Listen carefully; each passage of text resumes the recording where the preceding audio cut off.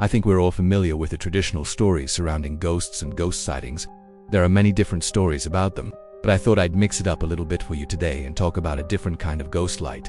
We don't know what causes the northern lights or the southern lights, also known as the aurora borealis or aurora australis, but they sure are beautiful. They can turn the night sky into a magical wonderland of dancing lights. And while they may be an atmospheric phenomenon, that doesn't mean that they haven't also been associated with paranormal activity throughout history. It's me and you're watching this channel. Join me today as we look at some alleged ghostly lights over the village. Our first story comes from Norway in 1902, where a man was staying in a cabin during an aurora viewing season.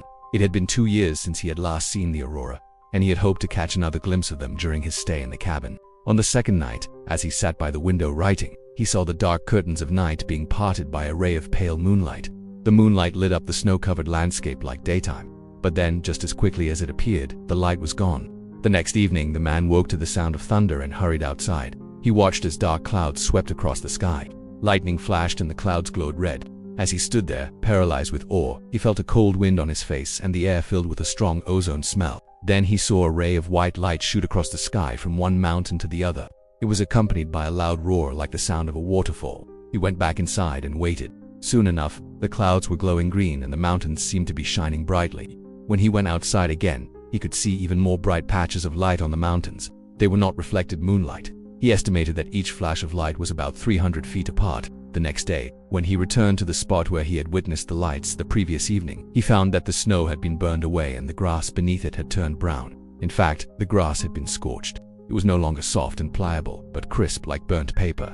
He reported this strange experience to scientists, who tested samples of the grass and determined that the temperature of the ground had reached 160 degrees Fahrenheit, hot enough to burn away all of the moisture in the grass. Despite this, no one could explain the mysterious glowing lights. Was it a trick of the light? Had he imagined the entire thing, or was it something else entirely?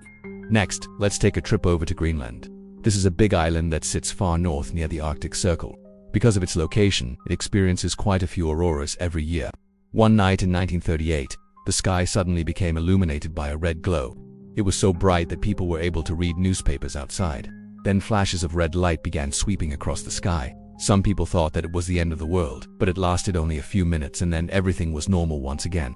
Next, we traveled to Finland in 1950. A man was driving home down a lonely road. It was almost midnight, and he was almost home when suddenly the sky in front of him lit up in the most brilliant colors.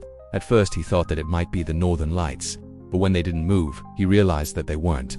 Suddenly, the lights came closer and closer until it was right above him. He pulled off the road and hid under a tree, and as he watched, he saw the lights descend from the sky and land in the forest. He listened intently, hoping to hear something, but only the wind through the trees answered him. He decided to go and investigate. As he walked deeper into the woods, the light grew brighter and brighter, then he saw it. In front of him was a large oval-shaped light, about 10 feet off the ground.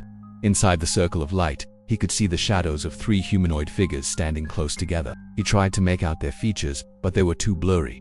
He could only tell that they seemed to be tall and thin. They looked like they were made of fog or smoke. He continued to stare at the strange beings, but after a while they vanished. He continued walking around the area where he had seen the lights, but he never found any sign of where they had come from or anything else. He did, however, notice that the bushes and grasses in the area were completely dead, as if they had been scorched by fire. Our next story brings us to Svalbard, Norway. In 1972, Svalbard is a Norwegian island that lies far north in the Arctic Ocean. Because of its location, it is frequently visited by polar bears. However, one night a woman living on the island experienced something unusual. She was sitting alone in her house when she heard a strange noise outside. She went to the window and looked out. She saw a bright, colorful light fill the sky above the snow-covered rooftops. Startled, she ran outside to get a better view. When she got outside, she could see that the colorful light had formed a ring around her house, and inside the ring, she could see objects moving around, what looked like animals moving restlessly. She tried to make out what they were, but it was impossible.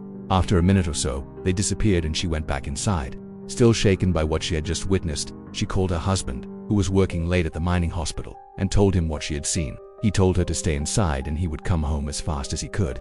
While waiting for him, she saw the lights appear again. She rushed back to the window and saw the same colorful light filling the sky. This time, though, she could make out the shapes better. She saw what looked like polar bears dancing around in the light. Her husband arrived home shortly after and they both went outside to look at the sky.